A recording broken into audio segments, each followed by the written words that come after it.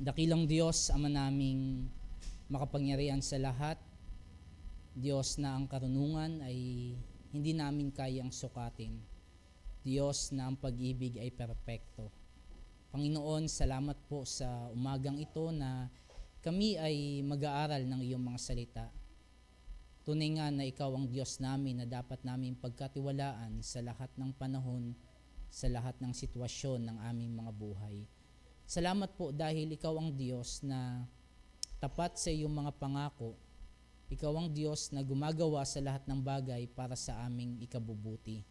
Kaya Panginoon, sa oras na ito, dalangin ko na mangusap ka, Panginoon, sa bawat isa sa amin, mula sa pinakabata hanggang sa pinakamatanda sa lugar na ito, na kami ay buong puso na magtiwala sa iyo, sapagkat ikaw ang Diyos naming mabuti. Salamat, Panginoon, sa inyo namin ito pinagkakatiwala, at hayaan mo sa oras na ito na maitaas ka sa aming mga buhay. Dalangin ko rin po, Panginoon, ang pagkilos ng iyong banal na Espiritu sa aming kalagitnaan. Bigyan po ng karunungan ng bawat isa, kalinawan ng isipan, nang sa ganon ng iyong mga salita ay lubos na maunawaan ng bawat isang makikinig. Salamat po sa inyo namin ito'y pinagkakatiwala sa pangalan po ng aming Panginoong Hesus. Amen. Amen.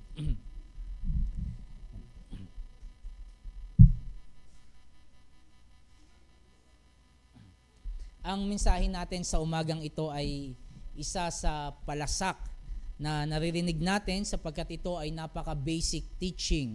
Pero sa kabila na ito ay matagal na nating napapakinggan o marahil ay alam na natin, ngunit sa isang banda ito ay isang bagay na malimit, makalimutan o hindi nagagawa ng mga mananampalataya, lalo na sa panahon ng mga madidilim na probidensya na ating nararanasan. Kaya naman, mainam na ito ay ating alalahanin sapagkat ito ay may kinalaman sa ating relasyon sa Panginoon at tunay na pagkakilala natin sa Kanya bilang ating Diyos na nangangalaga sa Kanyang mga anak. Buksan ninyo ang inyong mga Biblia sa mga Kawikaan, Kabanata 3, Talata 5. Kawikaan, chapter 3, verse 5.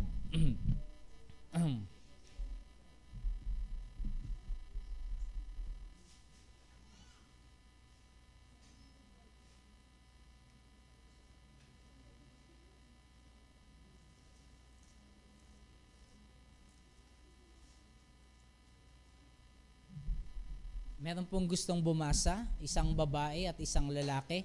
Isa lamang po ang talata natin sa umagang ito. Kawikaan chapter 3 verse 5. Sino po ang gustong magbasa? O, babae muna, ladies first. Sige po, Nanay Mary Ann.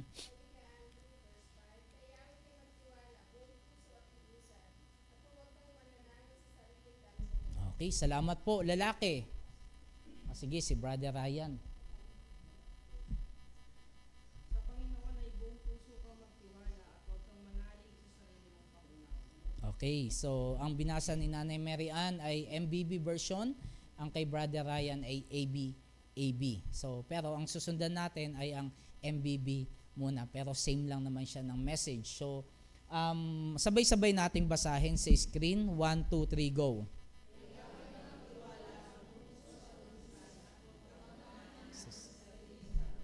Okay, yan yung po yung talata na ating pag-aaralan sa umagang ito.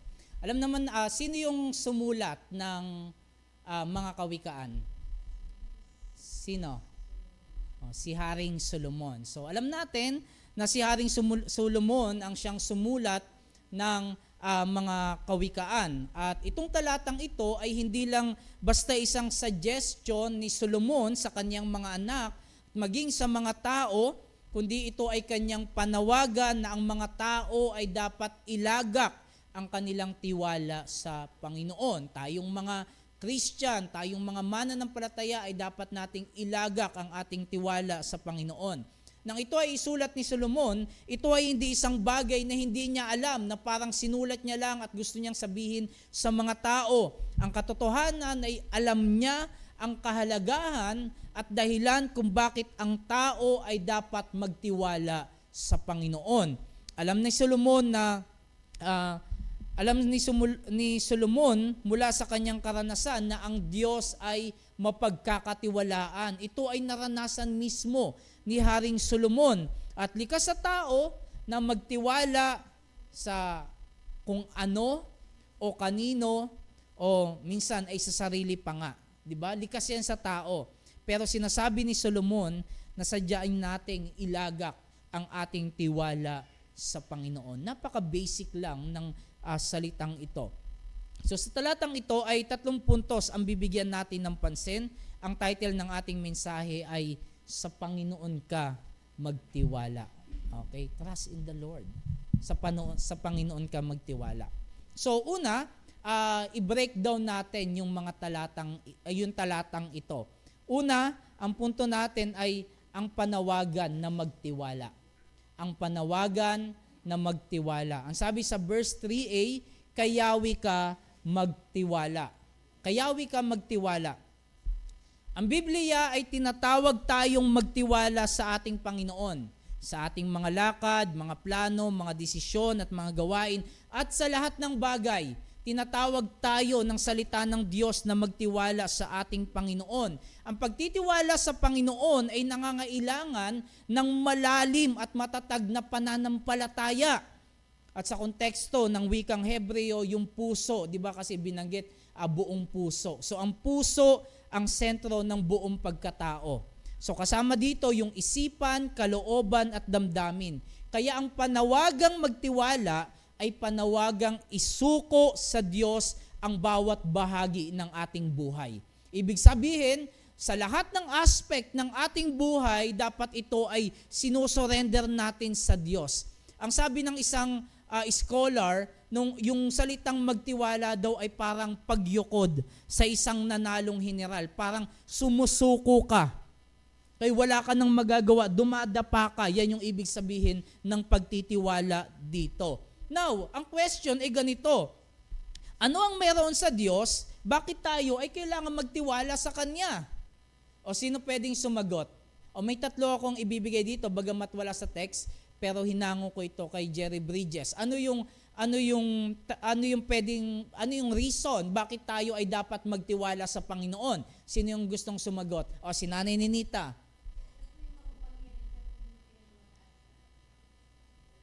Okay, so siya ang pinakamataas at pinakamakapangyarihang Diyos, kaya dapat tayo ay magtiwala sa Kanya. Tama po, sino pa po ang gustong sumagot?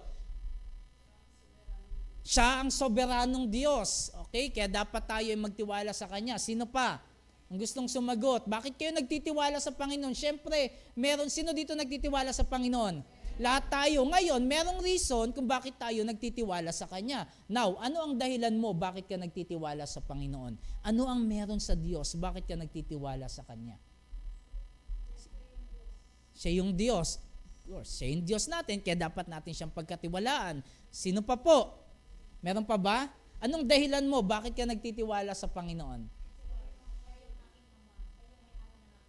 Okay, siya yung ang Panginoon, siya yung ating Ama at siya yung may-ari ng ating buhay, kaya tayo nagtitiwala sa Kanya. Tama?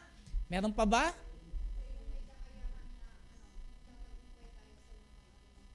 Okay, siya yung may kakayahan upang pagtagumpayin tayo sa lahat ng mga pagsubok o lahat ng kinakaharap natin sa ating buhay. Meron pa ba?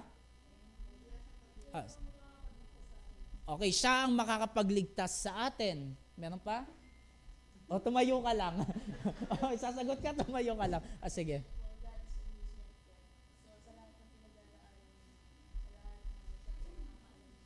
Okay. So, God is omniscient God. Okay? Lahat ng pinagdadaanan natin, alam yon ng Panginoon. So, sa mga sagot ninyo, 2 yung nandito sa akin. Okay? May isa pa akong hinahanap. Sino pa yung sasagot? Because God is our provider. Tama? May isa pa akong hinahanap. Siya yung naglikha sa atin. Okay, may isa pa. Isa na lang. Si Elan hindi pwede sumagot. Nabasa niya na. Sino pa? Isa na lang. Siya yung hukom. Siya yung nagpasa ng ating mga kasalanan sa krus. Okay? Isa na lang. If meron pa, sino pa makakita? Gusto ko mag-participate kayo para magkakasundo tayo. Sige. Verse 6.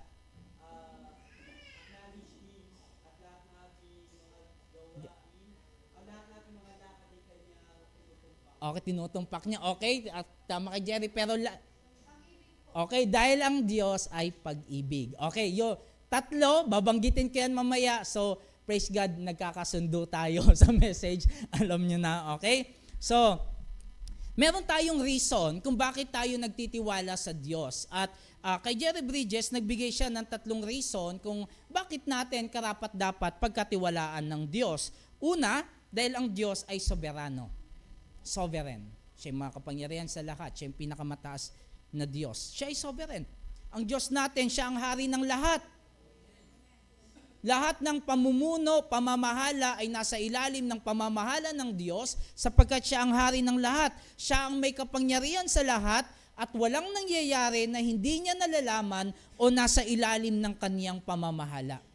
Lahat ay alam ng Diyos. Kaya dapat natin siyang pagkatiwalaan. Siya ang may kontrol ng mga bagay, pangyayari, kasaysayan at hinaharap. Lahat ng yan ay nasa ilalim ng pamamahala ng Diyos. Kaya dapat natin siyang pagkatiwalaan. Kung merong isang tao na nasa mataas na posisyon at siya may kapangyarihan sa mga desisyon sa isang lugar, hindi ba yon yung ating pagkakatiwalaan? Higit ang Diyos. Siya ay sovereign. Lahat ng bagay ay nasa ilalim ng kaniyang kapangyarihan at pamamahala. Pangalawa, sa letter B, dahil ang karunungan ng Diyos ay walang hanggan. Omniscience ang Diyos. At yung karunungan niya walang hanggan. Ang sabi ng mga awit 147 verse 5, pakibasa.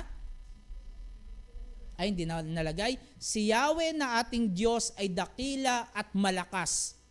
Taglay niyang karunungan hindi masusukat. Okay, pakibasa po. 1, 2, 3, go.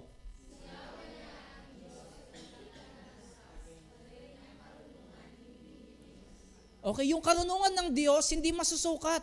Kahit na anong sukatan pa ang sukatin natin, hindi natin kayang sukatin ang Panginoon. Now, kung yung karunungan ng Diyos walang hanggan, hindi nasusukat, bakit di ka magtitiwala sa Kanya? Hindi ba dapat natin siyang pagkatiwalaan? Kasi napakarunong ng Diyos, alam niya ang lahat ng bagay. So, pangatlo, dahil ang pag-ibig ng Diyos ay perpekto. Perfect ang love ng Diyos. Dahil perfect ang pag-ibig ng Diyos, tiyak na hindi niya pababayaan ang mga taong nagtitiwala sa Kanya. Okay? Kung paanong tayong mga tao ay hindi natin hinahayaan na yung mga mahal natin sa buhay na nagtitiwala sa atin ay mabigo, di ba higit ang Diyos? Di ba tayo may mga taong nagtitiwala sa atin, tama? At tayo, gumagawa tayo ng paraan para hindi natin sila mabigo. Ginagawa natin ang lahat ng ating magagawa. Now, kung tayong mga taong limitado, ginagawa natin yung bagay na yon, how much more yung Diyos natin? Di ba? Hindi niya binibigo ang mga taong nagtitiwala sa Kanya dahil ang Kanyang pag-ibig ay ganap. Ganito ang pag-ibig ng Diyos sa atin. Now, ano yung message dito? May isa pa ba na nalagay dyan? Nakalagay message? Wala. Okay. Okay, wala. Di na ilagay. Okay, message. Ang Diyos, dahil sa Kanyang pag-ibig, ay laging nagnanais ng pinakamabuti para sa atin. Dahil sa love ng Diyos, lagi niyang ninanais ang pinakamabuti para sa atin. Okay? Yan yung gusto ng Diyos sa atin, yung pinakamabuti. Yung akala natin minsan pinakamabuti para sa atin, minsan hindi yan mabuti para sa Diyos. Hindi talaga yan nakakabuti para sa atin. Kung minsan nga, nabasa ko sa message ng isang pastor, minsan binibigay ng Diyos sa mga bagay na gusto natin para malaman natin na ang bagay na yon ay hindi talaga ang kailangan natin. Di ba? Minsan meron tayong mga gusto-gustong bagay, tapos nakikita na nandiyan na sa atin, pero marirealize natin na hindi pala talaga to yung kailangan ko. Kundi ang kailangan natin na yung Diyos sa buhay natin. So ang Diyos dahil sa kanyang pag-ibig ay laging nagnanais ng pinakamabuti para sa atin. Mga kapatid, panghawakan natin to. Yung gusto ng Panginoon sa buhay mo, yung pinakamabuti para sa iyo. Kaya wag kang masilaw sa mga maliliit dahil ang gusto ng Diyos yung pinakamabuti para sa iyo. At sa kanyang karunungan, lagi niyang nalalaman kung ano ang pinakamabuti para sa iyo. Okay? Nais ng Diyos ang pinakamabuti para sa iyo at alam ng Diyos ang pinakamabuti para sa iyo dahil siya ay omniscience God. Ang kanyang karunungan ay di masusukat. Kaya alam niya yung pinakamabuti para sa iyo. Minsan hindi natin alam kung ano ang pinakamabuti para sa atin. Tama? Pero alam ng Diyos ang pinakamabuti para sa iyo. Okay? At sa kanyang kapangyarihan, meron siyang kapangyarihang ipangyari ito. Alam ng Diyos ang pinakamabuti para sa iyo, ninanais ng Diyos ang pinakamabuti para sa iyo, at siya ang may kapangyarihan para mangyari ang pinakamabuti para sa iyo. Yun ang Diyos natin. Kaya karapat-dapat natin siyang pagkatiwalaan. Amen? At yan yung kaibahan natin sa Diyos. Ang Diyos ay soberano, tayo ay mahihina. Tama? Ang karunungan ng Diyos ay hindi masusukat, ang karunungan natin ay napakaliit at limitado. Ang ating pag-ibig ay nagbabago, subalit ang kanyang pag-ibig ay ganap at hindi nagmamaliw. Kaya nga mga kapatid, karapat-dapat natin siyang pagkatiwalaan. Magtiwala tayo sa Panginoon. Yan yung gusto ng Diyos, yung pinakamabuti para sa atin. Ang sabi ni Jonathan Edwards, ang sabi niya, if we rest in God, trusting Him as our all-sufficient portion, we shall find peace in every condition. Yan sabi ni Jonathan Edwards. Anong ibig sabihin yan? Kung tayo'y nagre-rest sa Diyos, nagpapahinga tayo sa Diyos, nagtitiwala sa Kanya bilang ating lubos na bahagi. Di ba? Katulad ng sinabi ni King David, God is my portion. Siya yung aking bahagi. Kung yan yung nasa isip natin, matatagpuan natin ang kapayapaan sa alinmang kalagayan. Kung ang Diyos, kung ang ibig sabihin niya dito, kung tayo ay lubos na nagtitiwala sa Panginoon at siya yung kailangan natin sa ating buhay, kahit na ano ang kalagayan mo sa buhay, may kapayapaan ka. Kahit mahirap ang kalagayan mo, may kapayapaan ka. Bakit? Kasi nagtitiwala ka sa Panginoon. Tandaan ninyo, ang taong nagtitiwala sa Diyos, ang taong pinakapayapa ang buhay sa buong mundo. Amen? Number 2, ang makikita natin dito, ang katangian ng pagtitiwala. Okay? Paano dapat tayo magtiwala sa Panginoon? Buong puso at lubusan. Di ba? Buong puso. Sa ABAB, buong puso. Dito, buong puso at lubusan. So una, tingnan muna natin, ano yung, ang pagtitiwala sa Panginoon ay hindi, una, minsan. Ang pagtitiwala sa Panginoon, hindi minsan. Paminsan-minsan. May kantang, ano ba kantang yun? Narinig ko, no? Hindi minsan. Hindi dapat situational, hindi dapat seasonal. Ang pagtitiwala natin sa Kanya ay dapat sa bawat sandali ng ating buhay. Sa bawat araw ng ating buhay. Yan ang buong pusong pagtitiwala. Huwag minsan lang. No? Minsan tayong mga tao parang pagka madali lang, kaya ko to. Saka na ako lalapit sa Panginoon kapag di ko na kaya. Dapat hindi kalahati. Hindi kalahating pagtitiwala. Nagtitiwala ka sa Panginoon, ngunit may pinagkakatiwalaan ka pang iba. Sarili mo, ibang tao, ano pa man, yan ang dahilan kung bakit tayo nadadapa. Okay? Ang sabi ng isang preacher, ang sabi niya, hindi talaga nagtitiwala sa Diyos ang taong may ibang inaasahan pa. Kung ang isang paa ay nasa isang matatag na bato at ang isa ay nasa buhangin, lulubog pa rin siya tulad ng taong parehong paa ay nasa buhangin. Anong ibig sabihin nito? Ibig sabihin, ang kalahating pagtitiwala sa Panginoon ay walang pinagkaiba sa taong hindi nagtitiwala sa Kanya. Parehas pa rin lulubog. Kaya ang gusto ng Panginoon, buong puso tayong nagtitiwala sa Kanya. Amen? So pangatlo, hindi nakadepende sa sitwasyon. Okay? Kapag tingin mo, kaya mo, hindi ka na magtitiwala sa Panginoon, kaya ko na to. So magtitiwala ka lang sa mga malalaking hamon. Kung hindi ka nagtitiwala sa Panginoon sa malilit na bagay, maaaring hindi mo siya pagkatiwalaan sa mas malaking hamon na iyong kinakaharap. Kasi sa maliit pa lang, hindi ka na nagtitiwala sa Kanya. Kaya dapat ang pagtitiwala sa Panginoon, hindi ka dapat nakadepende sa situation.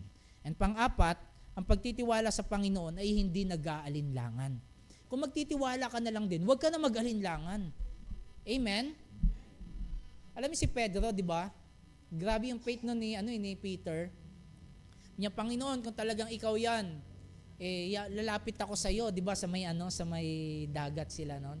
So si Peter nakalakad na siya sa tubig. 'Di ba? Yun nandoon na yung faith niya eh. Kaya nga lang nandoon yung natakot siya dahil lumakas yung hangin. Minsan sa buhay natin, 'di ba? Pag allegorically kapag lumalakas yung hangin, parang Lord, iba na yung situation. Parang hindi na tayo nagtitiwala sa Panginoon. Dapat ang pagtitiwala natin sa Panginoon, hindi tayo nag-aalinlangan. Walang pag-aalinlangan sa Panginoon. Lord, parang walang nangyayari. Nagtatiwala naman ako sa Panginoon. Lulubog ka. Ang pagtitiwala sa Panginoon dapat hindi nag-aalinlangan. Kahit yung inaasahan natin, hindi nangyayari. Diba? Lord, nagtitiwala ako sa iyo. Panginoon, gusto ko ganito yung mangyari. Kaya nga lang, baliktad yung sitwasyon. Magtitiwala ka pa ba? Dapat nagtitiwala tayo sa Panginoon. Ang sabi ni Charles Spurgeon, ang sabi niya, sabay-sabay basahin, 1, 2, 3, go.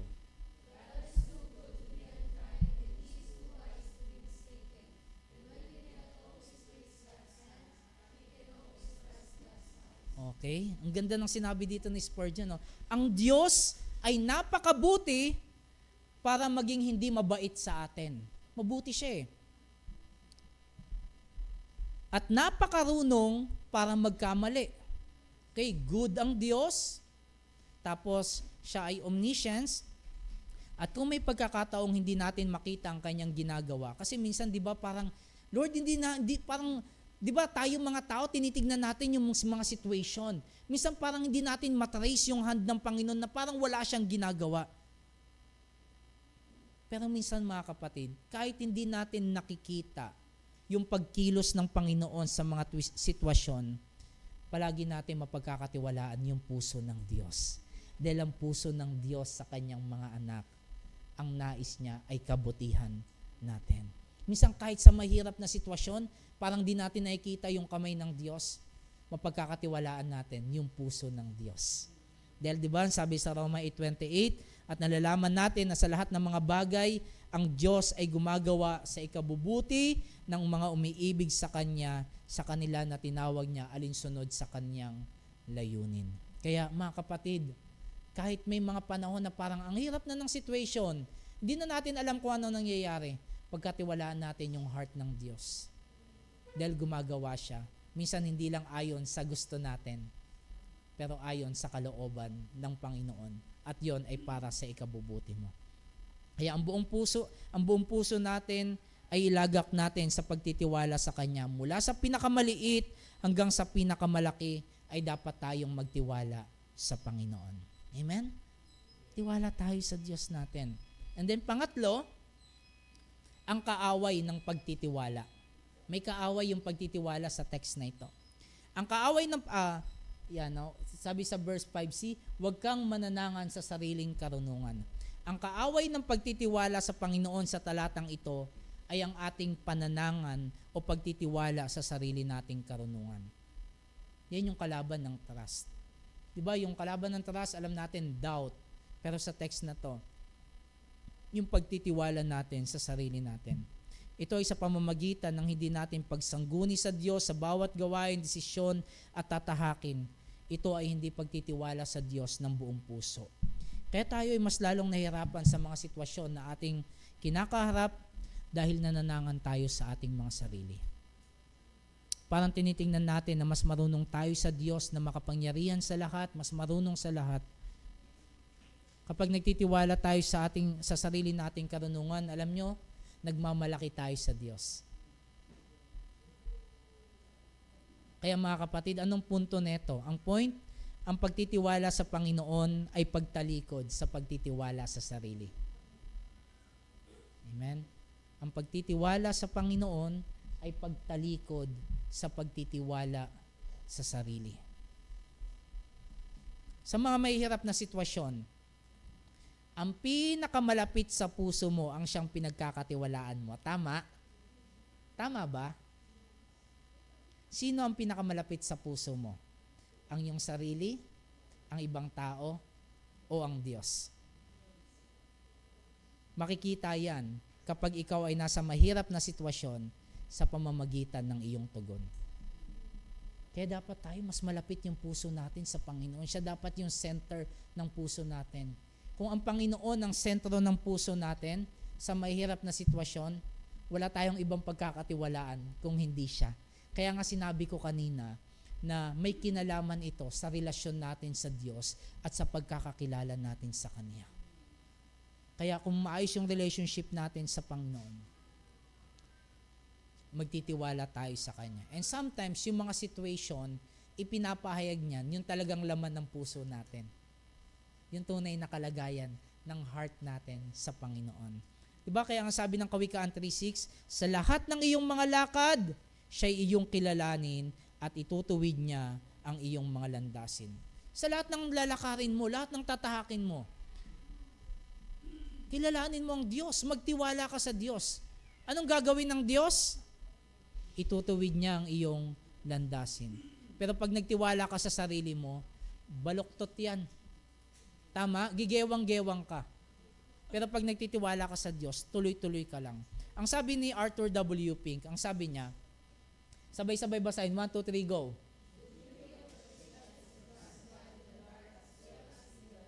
Okay? Yan yung duty nating mga mananampalataya.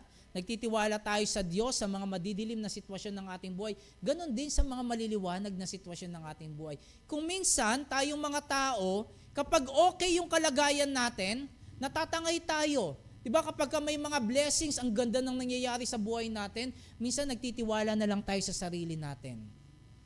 Saka lang tayo magtitiwala sa Panginoon sa mga mahihirap na sitwasyon. No. Mga kapatid, ang pagtitiwala sa Panginoon, kahit maganda yung nangyayari, still, hindi ako magtitiwala sa mga meron ako. Magtitiwala ako sa Diyos. Sa mga mabibigat na sitwasyon, hindi ako magtitiwala sa sarili ko, magtitiwala ako sa Diyos. Ibig sabihin nito mga kapatid, sa lahat ng nangyayari sa ating buhay, lagi tayong magtitiwala sa Diyos. Amen? Kasi minsan, madadala ka niyan. Kapag ka maganda yung nangyayari sa'yo, yun ang nagiging Panginoon mo. Doon ka na nagtitiwala. Tama? Kaya ang nangyayari, kapag nawala yan, bagsak ka. Pero kung hindi ka nagtitiwala dyan, nagtitiwala ka sa Panginoon, kahit mawala yan, wala kang pake. Wala kang pake. Meron akong Diyos na pinagkakatiwalaan ko. Amen? So magpapatuloy tayo. Kaya dito, actually, minahide ko na ito. Nandiyan ba? Nilagay ko. Okay? So, mga kapatid, ang kapayapaan ng ating puso sa gitna ng mahihirap na sitwasyon ay nakadepende sa lalim ng ating pagtitiwala sa Panginoon. Kapag ka ikaw, nasa mahirap kang situation, tapos wala kang kapayapaan, bakit? Kasi hindi ka nagtitiwala sa Panginoon. Pero kapag nagtitiwala ka sa Panginoon, kahit ang hirap niyan, still may kapayapaan ka pa rin. Kahit umiiyak ka na, no, umiiyak ka, Lord, ang hirap ng situation ko. But kino-comfort ka ng Panginoon dahil nagtitiwala ka sa Kanya. Kaya mga kapatid, napaka-basic lang. Tayo ay magtiwala sa Diyos na nakakaalam at may kontrol ng lahat ng bagay. Huwag tayong magtiwala sa ating mga karunungan na limitado, kundi sa karunungan ng Diyos na hindi kayang sukatin ng tao. Huwag tayong magtiwala sa sarili nating kakayahan sapagkat tayo ay mahihina. Ngunit ang Panginoon natin ay makapangyarihan. Na sa Kanya nagmumula ang lahat ng tagumpay. Alam niyo mga kapatid, mapalad ang taong nagtitiwala sa Panginoon. Yung nagtiwala ka pa lang sa Panginoon, napakapalad mo na eh.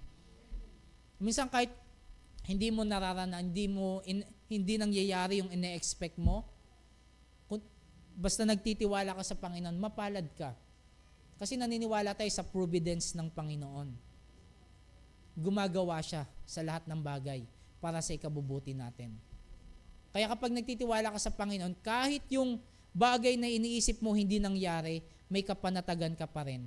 Kasi alam mo sa sarili mo, mapalad ka. Ang sabi ng Kawikaan 16 verse 20, sabay-sabay basahin, 1, 2, 3, go.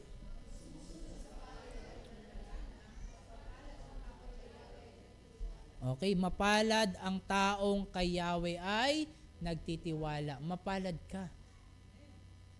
Isaiah 30 verse 18.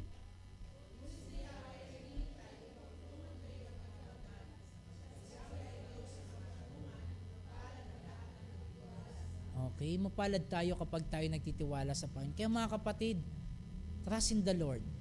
Magtiwala tayo sa Panginoon. Yun lang. Pagtatagumpayin tayo ng Diyos.